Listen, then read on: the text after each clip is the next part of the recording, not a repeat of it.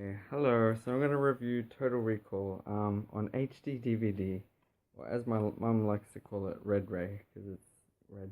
It is funny. Why is the other one called Blu-ray? I don't get it. It won the race, but we still have. We've still got some HD DVDs. I liked it. I don't know why I rewatched it. I've seen it years ago. I remember as a kid, it was one of the scariest movies I've seen. Not just, I think, because of the violence, but because of the themes, the style of it, the tone of it seems quite dark.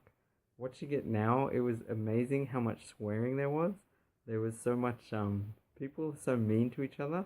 But maybe first I should say, but I like to do like a quick overall. I think it's really good. It's not a great film, but it's if you like action, science fiction, something thought provoking that has a lot of not a lot actually, but I guess just some interesting questions about thoughts and memories that ties in with, other interesting movies like Inception or Inside Out or The Matrix, Ghost in the Shell, things like that. Again, I don't think it's really thought provoking, but it's kind of cool, and I actually really like the special effects overall. I think there's some really cool stuff, and the style of it is cool. I think it holds up pretty well overall. The funny thing is some of the technologies seem kind of, like the fact that now everyone has a smartphone. Like no one has phones in the movie. It doesn't really have that kind of technology, but it's just funny to see what people thought it would be like in the future. Anyway, so yeah, to get into some things, the swearing is crazy. I feel like I need to quote some of it. I usually try not to swear, but there's a part where a guy says to this lady, "You stupid bitch." I was like, what? Why would you say that? Like, and then a second later, she says something to a guy and just slaps him in the face. And then there's a lot of swearing, the F word, including Arnold Schwarzenegger. It feels a bit unnecessary. And the same with the violence. There's a part where there's a dead body, like he's using a dead body as a shield. And I guess it's realistic, but it isn't really funny. It's pretty awful. That guy is just an innocent person and got shot, and then he's using him as a shield, and then throws the body, and then someone, as they run, they step on that body, and it shows a close up of that, and it really feels like I think this is a Paul Verhoeven or however you say his name. The thing with him is it's like or even Michael Bay. I don't want to say I don't know. Some people might not like Michael Bay but prefer Paul, but Verhoeven, whatever, but it feels like a 13-year-old boy wrote the script or something. It's like a childish or 17-year-old, just this sort of testosterone, young male view of like what should happen. All this violence, swearing. I don't know. I guess maybe connected to that is also Sharon Stone is in it, and I think she's pretty attractive in it. It's probably when she was in her prime, whatever that means. I haven't seen Basic Instinct. It's really funny. There's Fatal Attraction as well. I haven't seen those. Their ratings are both 6.9 on the Internet Movie Database. They feel really similar to me. But anyway, I guess Femme Fatale movies. I haven't seen them. Uh, so yeah, I may spoil this. To me, I think one of the most interesting things is the whole, is it real or not? And I think there's at least three completely valid interpretations. I think the movie is completely ambiguous. I don't think it's brilliant. I don't think it's ingenious. I don't think there's like, so many intricate questions, but I think it does raise some interesting ideas. It doesn't completely follow, but that's not what it's about. It's an action movie. It's an action sci-fi, and there's even some funny lines in it as well, some comedy, and just like just cool. I feel like sci-fi is kind of a genre where you just get to see weird, interesting places and characters and things like that. I like that part of it.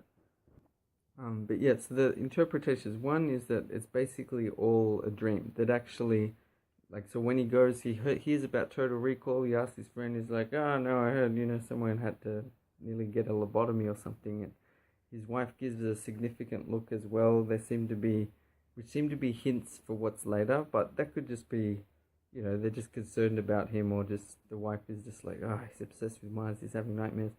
It does come across like he's just has a regular job, and he's doesn't have that much excitement, and he doesn't seem that confident.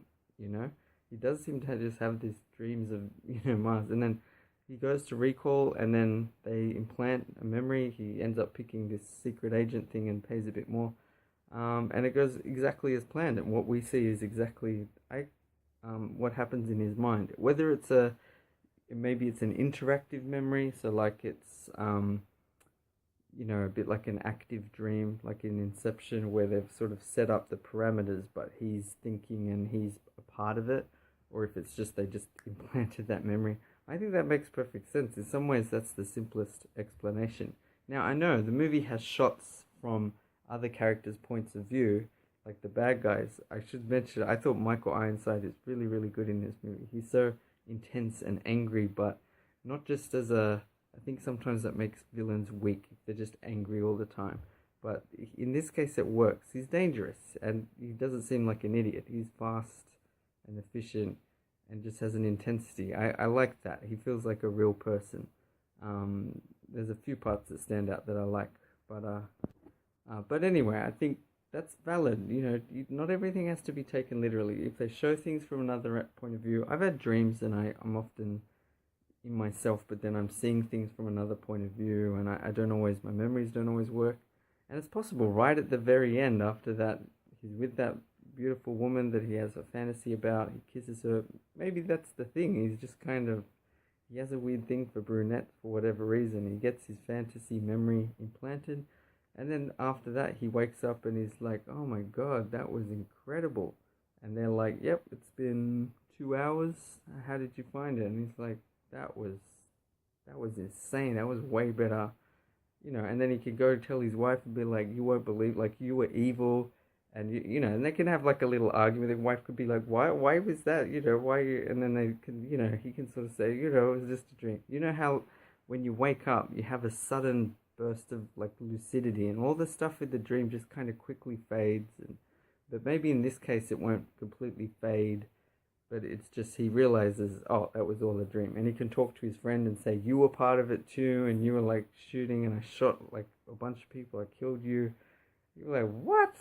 And then other people could say, wow, that's amazing, I want to go on it. That's completely possible. I think that makes the most sense in a lot of ways.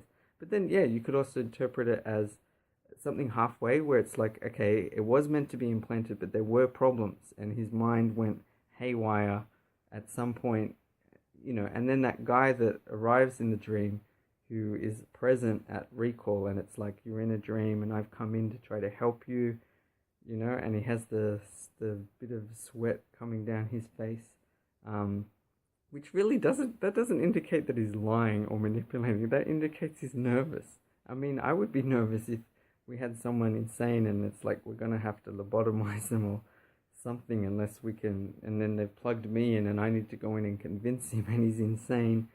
And I don't care if I get shot in the dream, but if I don't convince him, he's going to go insane, and then it's going to be all this,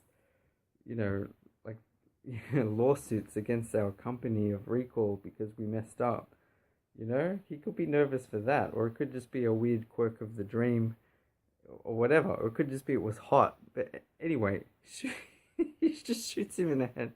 But my point is, that could have been real, and his wife could have really been there, and yeah, and the other parts may be hallucinations. That's a valid interpretation. And then after that point, he shoots them, and it's just he's going into a weird personal fantasy, and he's actually at recall, and it's not going at all as planned.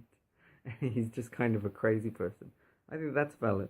And then the other one is basically that it's all real, but there's still some things I don't completely get. And I actually want to say a good sign of a good movie is if you talk about it that much. If you can spend that much time talking about the ideas and the plot without, for a lot of movies, I feel like I criticize the acting and the other parts of it. You can't get to the story because there's too many things getting in the way. But yeah, I think it's really cool how many twists and turns there are and surprises. I really like the part where he sort of gets a phone call as soon as he enters a room. It reminds me a bit of The Matrix, where you're like, what's going on? And Morpheus is like, there's no time to explain, just walk down, 2 aisles and then stop and then wait. Okay, now go to the window as quick as you can, and all this stuff. It's a bit similar. It's like this guy calls him and just says, there's a suitcase down here. put a wet towel around your head. It's like, I can't explain who I am. And it's just, I think that's really exciting. I like that kind of stuff in movies. It just keeps it really interesting. I found the start of the movie just a little bit, not slow, but I was thinking, I don't know if I'm going to actually watch this. But then I got into it. I actually really enjoyed it overall. I also liked the Mars itself looked really cool. I thought it looked pretty realistic, and some of the effects of the, like the things they have, the, I don't know what you call it, the settlement and all the fancy metallic structures that have been built there, and the alien visions were really cool. I thought they really worked. Later in the movie, when he has the vision, he talks to that little brain guy with the infant attached to the body. I like that stuff. I like things that are really mysterious and cool and weird, and it's really cool. The way that baby, I forget his name, Quapo, the way he spoke was like a whisper. I really liked that, and there are, we're not defined by our memories, but by our actions or something. It reminded me of Batman Begins, when Rachel says to Bruce Wayne, it's not who we are underneath, it's what we do that defines us. It's very similar. But I like that idea that it's like, regardless of his lost memory, he's sort of deciding now who he is. I think maybe there is an ambiguity, because so it's Douglas Quaid, but his other name was Hauser, right? Was Hauser good or bad? I actually think maybe I'm missing things. I mean, maybe it was made clear, but I thought it was a bit ambiguous, because Hauser seemed to be friends with some of the good guys. That brunette lady was upset with him for some reason, but that implies they were together and then he just left, or she thought he was dead, but it implies he was a good guy, part of this rebellion or whatever. And that, but then there's also the recording of him with the bad guy. I forget his name, but Cohagen, right? So was he, it seems like he was playing both sides, but which side was he really on? Was he just playing Cohagen and trying to get the information and then do the right thing and sort of save Mars or whatever it was, take down Cohagen, who was like controlling everything and controlling air and didn't want to, you don't want to release too many resources, because then, in particular this alien thing that can, I don't know where the aliens went. I guess they died or they disappeared. That's another story. But that structure had been there for like at least 500,000 years or something, and it could melt all this ice and release, or whatever it was, frozen stuff that releases an atmosphere, which is pretty cool. Terraforming a planet is a nice idea. I don't know how realistic the bursting faces with the bulging eyes. I mean, I think it sort of makes sense. Mars has a very low, very thin atmosphere, but I don't know how quickly it would happen, or if you'd die if you'd live that long. But I don't care. I think it's kind of cool. That was scary as a kid as well. I also found that being locked into the chair scary, and I think it's kind of cool how early on there's the straps, but then later there's these big metallic things. Although it's really funny, if you look at the lady, her arms are so thin. Like, my arms are pretty thin as well. Like, I could do that. There's a big gap. But the metallic thing, there's a big gap, and she's like holding on. It's like, just pull your hands out. I don't know. That's a very, very minor quibble, but I felt they could have made it clearer that it was actually like gripping the hands, because it looked like she had a lot of space to just pull her limbs out and escape. But yeah, just going back, I think was Hauser good or evil? I like to think he was good, but I actually think there could be an ambiguity, and it doesn't matter in a way, because Douglas Quaid, Arnold Schwarzenegger now decides, I'm Douglas Quaid and I'm good, and I don't care about. He doesn't even like this Hauser guy. I like that. I think there's a deliberate, self-deprecating sort of thing where he refers to him like it's like he's fighting with himself. Hauser comes across as kind of a jerk, pretentious, like, you're me, that's who you are, or whatever. And then, but then Douglas Quaid is like, I hate this guy. Who's that? That's, he says, no shit. It's funny. There were some other lines I found hilarious. The standout line by far was because there's a part where he's locked down, and then Michael Ironside, the bad guy, one of the henchmen, sort of says, "Oh, is he gonna remember any of this?" And they're like, "No." And he just punches him in the face and says, "Oh, see you at the party." And they're all saying, "See you at the party," and it's like, that's that classic moment of like the bad guys are completely winning, the good guys have no chance, it's all over. You know, they add insult to injury. Anyway, and then much later they've escaped, they fight, and then he's fighting Michael Ironside, and it's a really cool climactic battle, and then it's like he's going to get pulled with the bad guy, and then he pulls back, and then he, the guy gets, his arms get ripped off, and he falls to his death. And then just completely unexpectedly, I thought, he could make a pun about arms, but he says, see you at the party, Richter, and just throws the arms, like he's still annoyed about that moment. I love that reference. Yeah, I don't know, that just made me laugh so much. Like, he's still just got this pent up anger of like, oh, see you at the party, Richter, like he's just killed him. Let's see, what else? I guess it's also just funny because, like, obviously Richter's dead. I just remembered his name now. They made the connection. So Richter. I don't have to say Michael Ironside all the time. But yeah, just the fact he's completely dead. And see you at the party, Richter. Just that killed me. There were quite a few funny parts, but I liked that. I liked the lady that like she says 2 weeks, 2 weeks. I think it's actually really impressive because you think of that scene and you think of this crazy like special effect and the face coming apart, which is really cool, and then Arnold Schwarzenegger underneath. But her acting is good because only at the last minute is there any special effects. Most of it is just her acting weird, and I think it works really well. And then reaching for a hit. Yeah, there's a lot of shots that have that weird close up.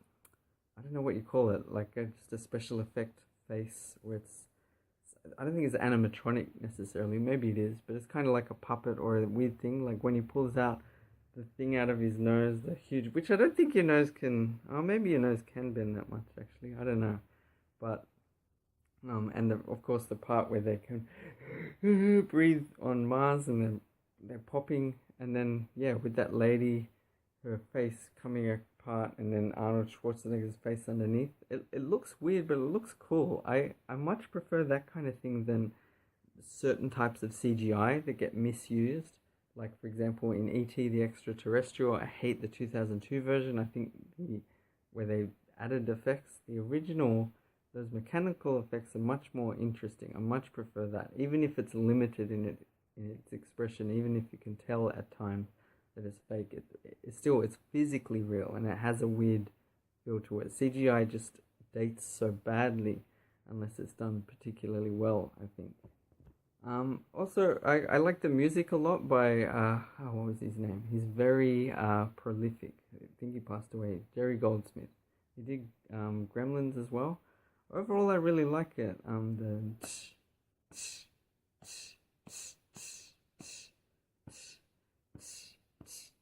It feels like it's not in 4/4, but it's in 4/4, but it just has a nice, interesting rhythm. It's like a 4/4/3/2/3 in terms of how long the beats are. 1 2 3 4 1 2 3 4 1 2 3 1 2 1 2 3 1 2 3 4 1 2 3 4 1 2 3 1 2 1 2 3, etc. It's got a nice beat to it, and then this nice sort of themes with strings going up and down. And I like. There's other parts that are kind of mysterious for like the mutants, and it's kind of building up. I've put it on my phone. I've got a bunch of songs that I liked, and I have part of that Total Recall soundtrack because I just always liked it. It's kind of chromatic, building up this tension, and then yeah, it's like when he has the vision of the aliens. That's when that music comes on, and it just feels really profound.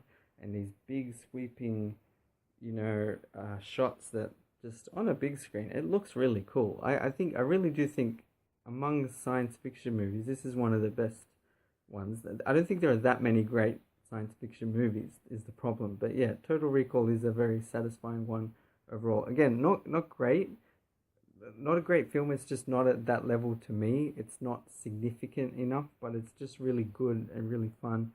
And I like the sort of the creativity of it. The visuals I think are really good. There's quite a lot of shots that I really like and little parts. And even though the violence is over the top, it gives it like an intensity. It's part of the style. I don't think it's I don't think it's gratuitous, but I just think that's its style. It's got swearing, it just gives it a bit of an edge, and I think that's okay. Different movies have to have a different approach, and that's what this one is. And I think it's good to just have it be its raw self. That's what Total Recall is. But yeah, some of the shots, like where the skeleton, it's like the X-ray thing, and he sort of walks in and you see the skeletons. I like how they set that up first, but then later on, he's got people coming one way and people coming the other, and then he sort of looks both ways and then jumps through the thing. That's really cool. Actually, I also like when that woman's going crazy and you can see Richter and some of the other bad guys are sort of walking through. And I guess at that point, you don't necessarily know that that big woman is Arnold Schwarzenegger. It hasn't made it completely obvious or clear. We just see some lady and it's kind of weird and suspicious. But yeah, when she says 2 weeks the first time, there's nothing. But then once she repeats 2 weeks and acts weird, you're like, we don't know what's going on. And then the way Richter's sort of slowing down and they're talking, I just like how there's this exposition is still going, but then he's kind of stopping and looking back, and then finally he sort of stops completely and then turns and then walks back. And just that, I just really like that moment, this sense that, there's sort of danger nearby because the bad guys are right there, and then they're nearly gone away, and he's like, wait a minute, and comes back and he suspects Richter, and then it's this big, fight. I really like the use of the hologram thing that he's got. I think any movie that's got its own little, like, tool or sort of like a gimmick, but if it's done well, and it's a bit like a lot of James Bond movies, there'll be a unique gadget that he uses in a certain movie. If it can be set up and then later on it gets used effectively, I think that's really good. And this movie sets it up as well. He sort of sees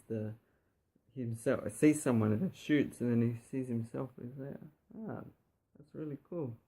Turns it off, and then later uses it. And I love the moment where he's like, so he's laughing because he gets shot, and then he's laughing, and then he comes behind and shoots all of them. And then a second later, they see him, and he sort of turns aside and says, ha ha ha ha ha ha. You think this is the real me? It is. And he just turns and shoots them. I just love that moment. It's just very funny. I also think another thing I found scary as a kid, again, the music is kind of mysterious, but when the air stops, when those fans stop turning, like, that was a scary concept to me as well, that these people are like running out of air. That was a foreign concept. How can they be running out of air? Like, why do they need fans? I didn't understand that as a kid. I guess that, Mars doesn't have an atmosphere. No one really explains that. No one tells you that. You don't understand that there's an atmosphere on Earth. You're like, of course you can breathe. Why would there be anywhere that you can't breathe? It's a strange concept. But yeah, and I liked the mutants. I liked anything that has. I don't envy them. Like, if I auditioned for Total Recall, I wouldn't want to end up getting this role. I'd want to get the role of someone that looks normal. It's interesting, the lady that's got the 3 breasts, they don't look real at all. But then I thought, there's plenty of people who those, parts of their body aren't real anyway. So I guess that's kind of reasonable. Or, yeah. Again, there's some really bad violence. Like when she says, I don't know where he is, and walks away and then just gets shot in the back. Like, that's parts of this movie, I didn't realize how brutal they are. And again, I guess that's the tone of it, the style. But it is a bit like, really, is this necessary, or why? Like, what kind of a movie is this?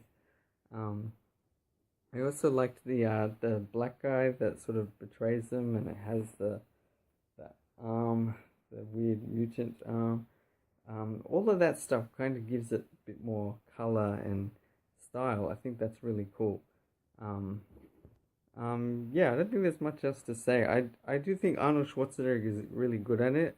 Good in the movie Total Recall. As a kid, I had 3 favorite actors for a while. It was Arnold Schwarzenegger, Jim Carrey, and Robin Williams. And I thought all of them were really funny.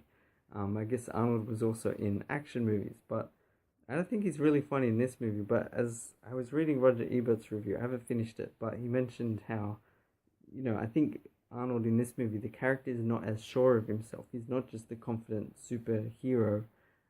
He's kind of like, like the action parts, he seems to know exactly what he's doing, but he's like, he doesn't want to be in this stuff. He doesn't, you know, he's a bit more vulnerable, and I think that comes across. I think it makes the movie much more interesting.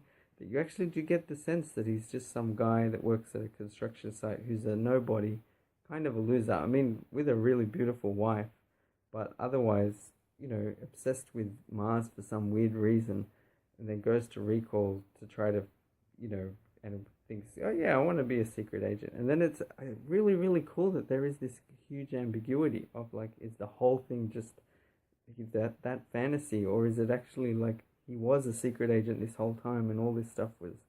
It's a really, really cool, really interesting ambiguity, I think. I also like the pacing of the movie. I think a lot of the action is just done well. Like it's just exciting. Like the constant chasing. They've got their little things, and you can see where the dot's moving.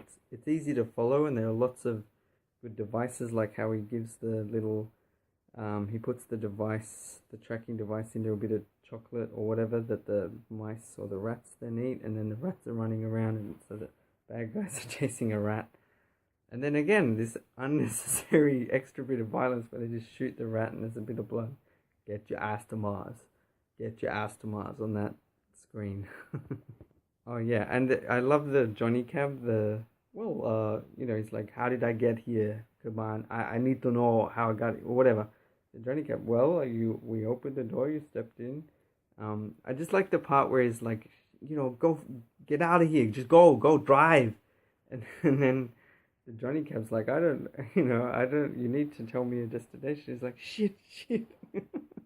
I love those parts. There's a few parts where they're like, just shit. What the, what the hell's going on? And then he just rips out the Johnny Cab, and then he's just, anyway. So yeah, I think I gave it 8 out of 10 on IMDb a while ago. I'd probably stick with that. So anyway, I highly recommend it if you haven't seen it. I don't know why you would watch this otherwise. But anyway, thanks for watching. Bye.